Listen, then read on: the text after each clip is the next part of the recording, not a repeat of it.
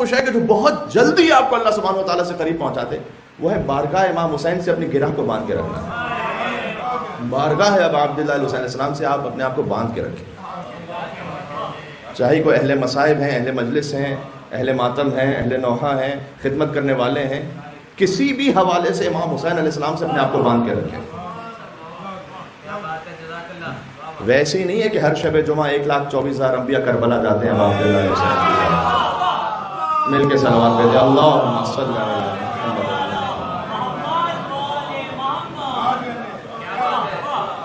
ویسے ہی نہیں ہے کہ ہر نبی نے گریہ کیا ہو امام حسین علیہ السلام پر۔ بعض انبیاء کے واقعات میں کہ جب انہوں نے امام حسین علیہ السلام پر گریہ کیا تو کئی دن تک وہ کھانا نہیں کھا سکے، شدت کا گریہ ان پر طاری ہوا۔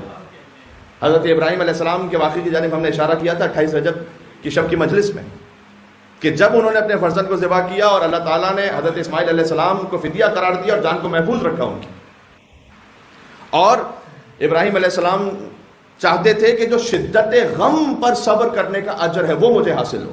جب بیٹا قربان ہو جائے گا باپ کے ہاتھوں سے، اس سے بڑا غم کیا ہوگا؟ جو شدت غم ہے اس پر صبر کرنے کا اجر مجھے حاصل ہو۔ حضرت ابراہیم علیہ السلام یہ چاہتے تھے، تو اللہ تعالیٰ نے کہا کہ اے ابراہیم، آپ کو اپنا نفس زیادہ محبوب ہے یا آپ کے دل میں آخری نبی کی زیادہ محبت ہے؟ اب یہاں پر تکلف کوئی نہیں ہو سکتا، اللہ تعالیٰ سے کلام ہو رہا ہے، یہاں تکلفاً نہیں کہا جا سکتا کہ آخری نبی سے اور حقیقت میں اپنے آپ سے محبت ہو۔ یہاں پر ایک تو خود حضرت ابراہیم علیہ السلام عصمت کی منزل پر ہے، دوسرا ہے کہ اللہ سبحانہ و تعالیٰ سے کلام ہو رہا ہے کہ جو دل کی گہرائیوں کو جانتا ہے، رازوں سے واقف ہے۔ وہاں اللہ سبحانہ و تعالیٰ نے کہا آپ اپنا نفس زیادہ محبوب ہے یا آخری نبی زیادہ محبوب ہے؟ انہوں نے کہا کہ مجھے آخری نبی سے زیادہ محبت ہے اپنے آپ سے۔ تو کہا آپ کو اپنا فرزند زیادہ عزیز ہے یا ان کا فرزند عزیز ہے؟ کہ مجھے اپنے فرزند سے زیادہ ان کا فرزند عزیز ہے۔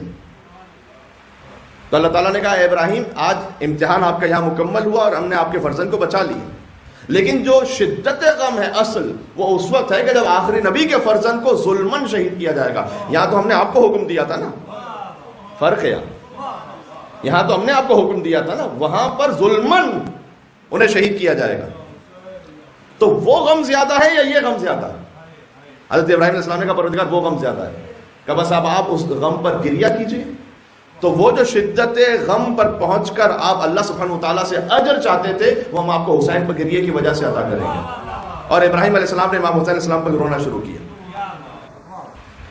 یہاں میں ایک بزرگ عالم کا جملہ پڑھ رہا ہوں، ایرانی ہے، فارسی زبان سے تعلق رکھتے ہیں۔ انہوں نے کہا، اور بات بالکل بجا ہے، کہ اللہ تعالیٰ نے جو انبیاء کو امام حسین علیہ السلام پر گریہ کروایا ہے اس لیے کہ کچھ خاص مقامات ہیں جنہیں انبیاء نے بھی طے کرنا ہے گریہ بر ابا عبداللہ حسین علیہ السلام کی وجہ سے، انہوں نے بھی طے کرنا ہے، یہ آسان منزل نہیں ہے۔ تو اللہ تعالیٰ کے ہاں کوئی، میں نے عرض کیا، تکلفات نہیں ہے، فارمیلٹیز نہیں ہے کہ بس ایک کام کرنا ہے تو کرنا ہے، اس کی کوئی حکمت ہے، اس کی کوئی وجہ ہے۔ سبحان اللہ۔ اور پھر کم از کم ہمارا کوئی دن ایسا نہیں گزرنا چاہیے کہ ہمارا دن گزر جائے اور ہم امام حسین علیہ السلام کو سلام نہ کریں، ان کی زیارت نہ کریں۔ امام حسین علیہ السلام کی زیارت چاہے ایک مختصر زیارت، ابھی میں عرض کرتا ہوں کتنی مختصر، ابھی پیش کرتا ہوں۔ یہی سدیر سیرفی ہیں۔ امام نے پوچھا کہ اے سدیر، روز میرے جد حسین کی زیارت کرتے ہو؟ کہ مولانا میں تو مدینہ میں ہوں، میں کربلا روز کیسے جاؤں؟ امام نے کہا ہم اس زیارت کی بات نہیں کر رہے، ہم تو تم سے یہ کہہ رہے ہیں کہ مدینہ ہی میں جاؤ، چھت کے اوپر اپنے گھر کی، یعنی کسی بلندی پر جاؤ۔ یہ کام آپ نہ کر سکیں تو یہ اضافی مطلوب شرط ہے، اگر یہ نہ بھی ہو سکے تو خود زیارت اور سلام کی اپنی حیثیت ہے۔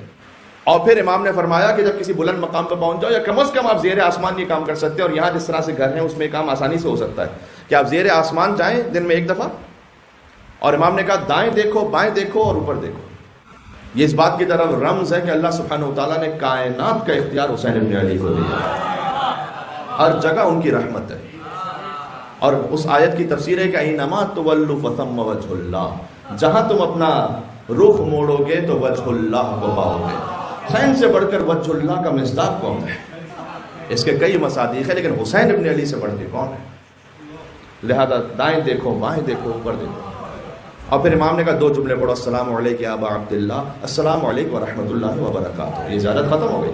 ظاہر اگر تم نے عمل کیا تو اللہ تجھے ایک حج کا ثواب عطا کرے گا۔ امام حسین السلام کی زیارت کے ثواب کو معمولاً حج سے میزان کیا گیا ہے۔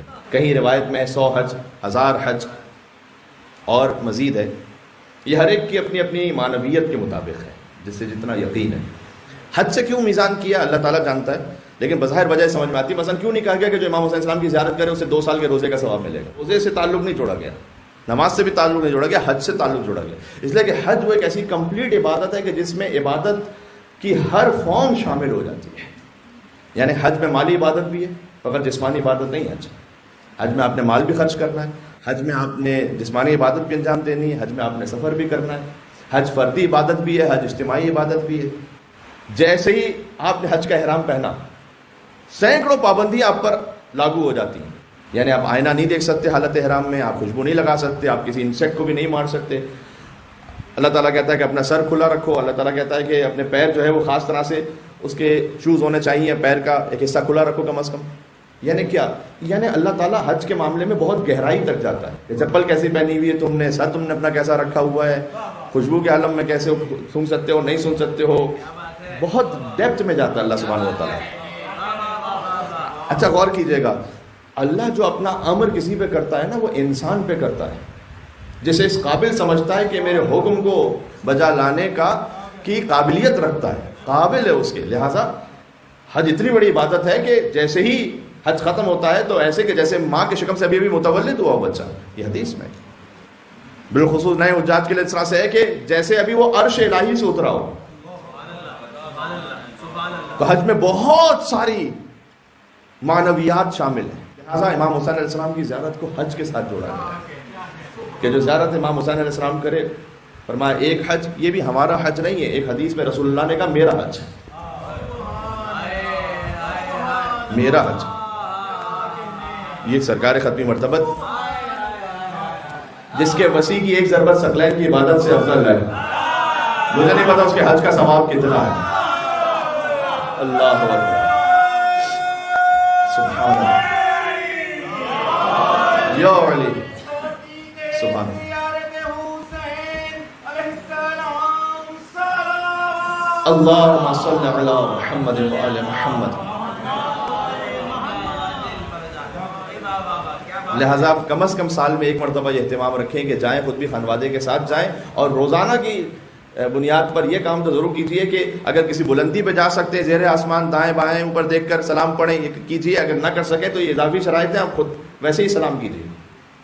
السلام علیکم ابا عبداللہ، السلام علیکم ورحمۃ اللہ وبرکاتہ. جو میں نے کہا رسول اللہ کا حج، حضور امام حسین علیہ السلام کو گود میں لے کر بڑی شدت سے پیار کر رہے تھے، تو حضرت عائشہ نے دیکھا اور پوچھا کہ یا رسول اللہ، آپ خاص اپنے نواسے کو اس انداز سے چوم رہے ہیں، اس انداز سے پیار کر رہے ہیں.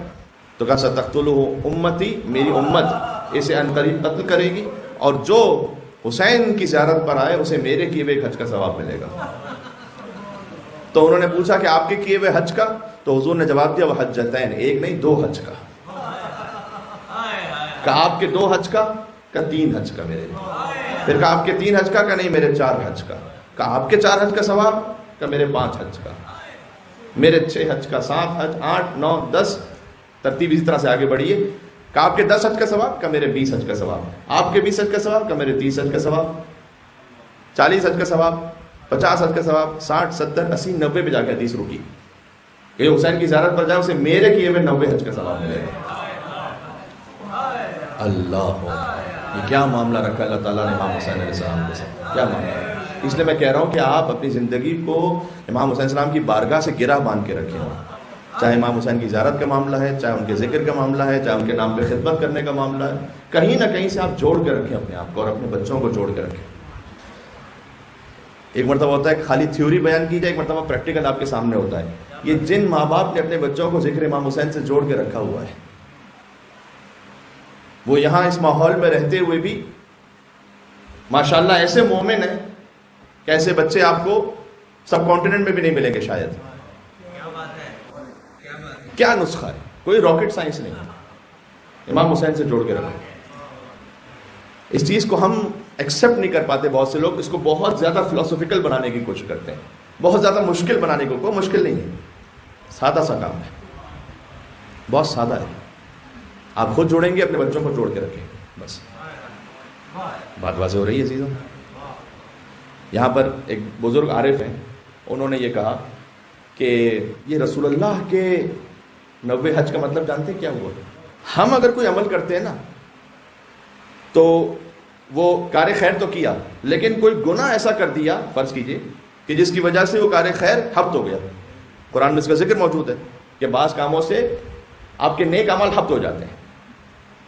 کہ ہمارا عمل تو حبط ہو جائے گا لیکن جو رسول اللہ کا حج ہے وہ تو حبط نہیں ہوگا. جب آپ کے نامہ اعمال میں رسول اللہ کا کیا وہ حج لکھا ہوا ہوگا